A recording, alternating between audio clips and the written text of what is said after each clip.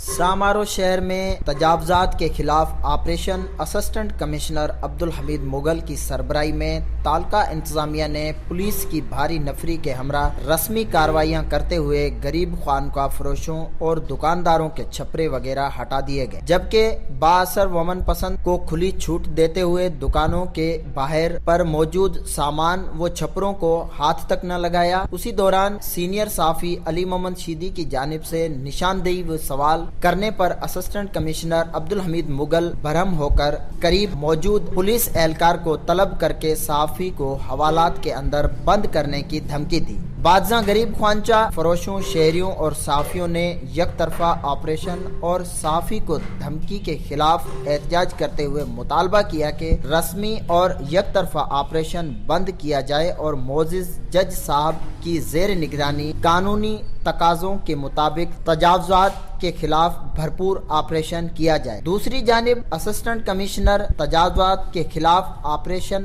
درمیان میں چھوڑ کر چلے گئے۔ انتظار نبی، سٹی نیوز، سامارو۔